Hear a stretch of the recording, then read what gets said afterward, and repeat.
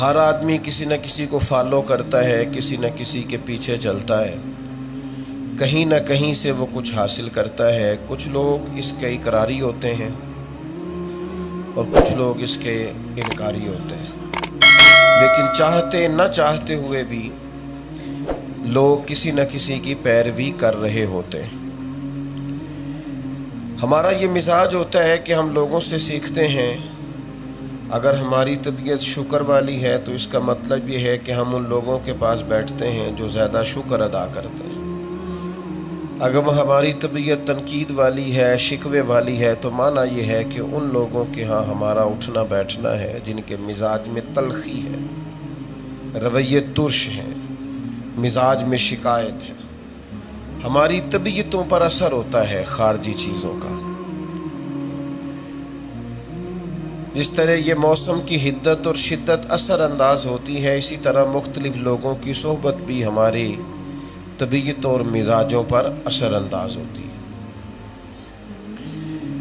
بعض اوقات ہم کو جملہ بولنے لگ جاتے ہیں، بار بار وہ ہماری زبان پر جاری ہوتا ہے، یا نعت شریف کا کچھ شعر گنگنانے لگ جاتے ہیں تو آپ محسوس کریں گے کہ وہ آپ نے پڑھا نہیں ہوتا، سنا ہوا ہوتا ہے، تو وہ حاشیہ خیال میں باتیں رہ جاتی ہیں اور پھر وہی باتیں ترجمانی بن کر ہماری زبانوں پر جاری ہو جاتی ہیں۔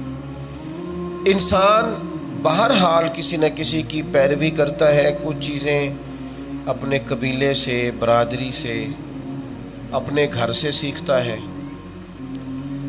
نبی پاک علیہ السلام نے تاکیداً فرمایا تھا، حضور علیہ السلام نے فرمایا کہ لوگ حسن دیکھ کے نکاح کرتے ہیں، خاتون کی صرف خوبصورتی دیکھ کر نکاح نہ کر لینا، اور کچھ لوگ دولت دیکھ کر نکاح کرتے ہیں، فقط اس کا مال دیکھ کر نکاح نہ کرنا، بلکہ کریم نے فرمایا تھا اس کا دین ضرور دیکھنا، اور فرمایا کہ کالے رنگ والی ہو،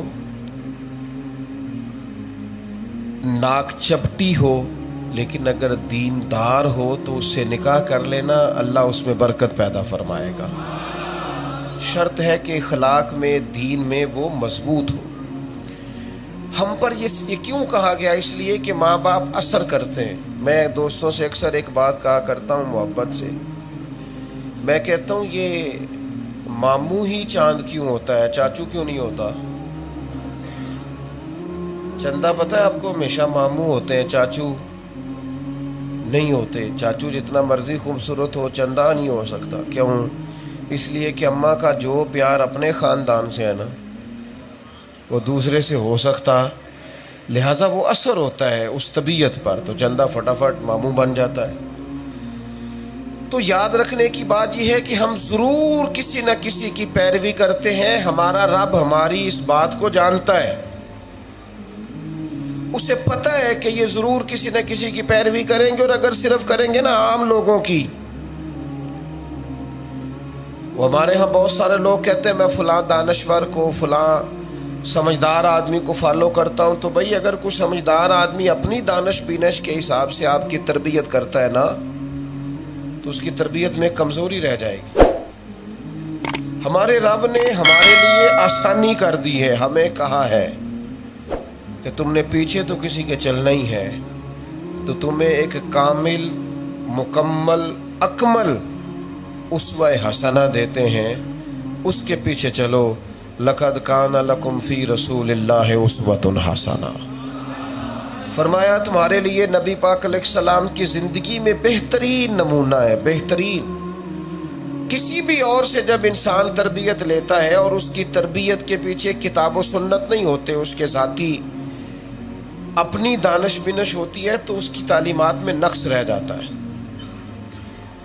لیکن نبیوں کی تعلیم میں کمزوری اس لیے نہیں ہوتی کہ ان کی جتنی بھی تعلیم ہوتی ہے وہ وحی الہی کے ساتھ ہوتی ہے، اللہ کے نبی معصوم ہوتے ہیں، لہذا کسی قسم کی کوئی کمزوری واقعہ نہیں ہوتی۔ انبیاء سے تعلیم لی جائے، نبی پاک علیہ السلام کے اسوہ حسنہ کو دیکھا جائے، غور کیا جائے۔ ہمارے ہاں پہلے تو مزاج نہیں اسوہ حسنہ پہ عمل پیرا ہونے کا، الا ماشاءاللہ، اور اگر عمل پیرا لوگ ہوتے بھی ہیں تو پھر بھی وہ سمجھتے ہیں شاید فقط پگڑی باندھنا سنت ہے،